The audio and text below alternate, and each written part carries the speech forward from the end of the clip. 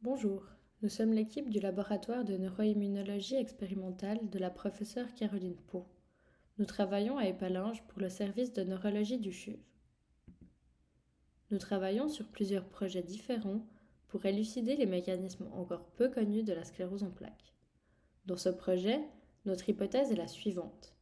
Les bonnes graisses pourraient-elles aider à lutter contre l'inflammation et ralentir la progression de la sclérose en plaques en agissant directement dans le cerveau?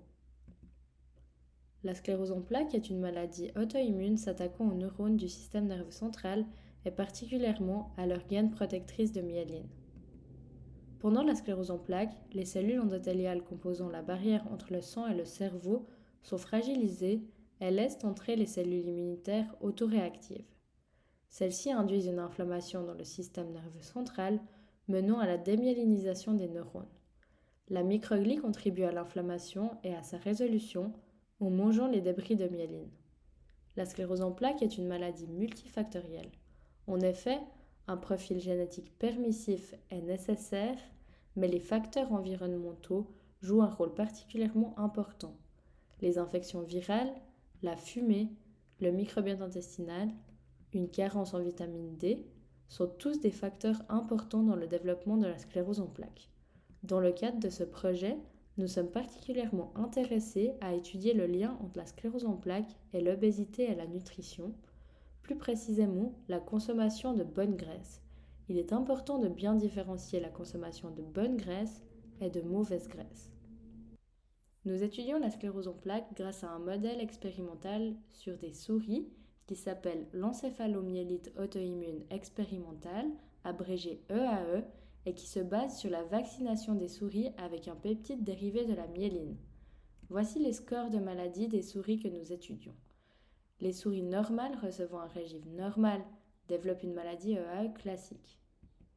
Les souris déficientes pour le récepteur au mauvais cholestérol sont un modèle d'hypercholestérolémie et elles développent une maladie similaire aux souris normales. Les souris normales qui sont nourries avec une alimentation riche en bonnes graisses sont légèrement protégées de la maladie EAE.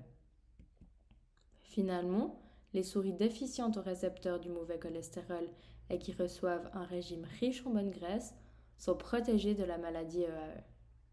Notre hypothèse de travail est la suivante. Chez une souris normale se nourrissant d'un régime normal et sans maladie EAE, la barrière entre le sang et le cerveau est bien fermée grâce à des jonctions serrées qui empêchent les substances indésirables, comme les cellules immunitaires, d'entrer dans le cerveau. Le récepteur LDL est présent sur les cellules des vaisseaux sanguins, les cellules de la microglie, ainsi que sur les neurones.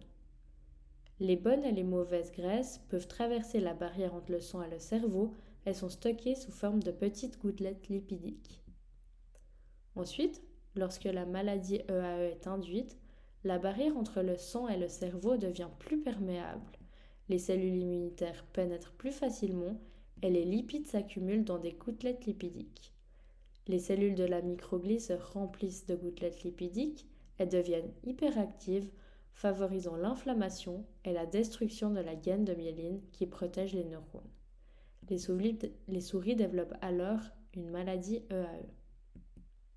Finalement, chez des souris ne possédant pas le récepteur au mauvais cholestérol mais nourries avec une alimentation riche en bons lipides et chez lesquelles la maladie EAE est induite, il y a plus de bonnes graisses, la barrière entre le sang et le cerveau est fortifiée, limitant l'entrée des cellules immunitaires dans le cerveau. Les gouttelettes lipidiques sont remplies de bons lipides, les cellules de la microglie sont moins inflammatoires et la démyélinisation est réduite et les souris développent une maladie atténuée. Si nos résultats confirment le rôle protecteur des lipides dans la sclérose en plaques, cela pourrait ouvrir de nouvelles pistes thérapeutiques visant à moduler le métabolisme des lipides pour ralentir la progression de la maladie et favoriser la remyélinisation. Il serait possible de moduler le métabolisme des lipides, notamment par l'alimentation, en consommant plus de bonnes graisses ou grâce à des médicaments pouvant moduler spécifiquement le métabolisme des lipides. Ces avancées pourraient bénéficier aux personnes atteintes de sclérose en plaques, en particulier celles dont la maladie progresse malgré les traitements actuels. Un grand merci à la Société suisse de sclérose en plaques pour leur soutien.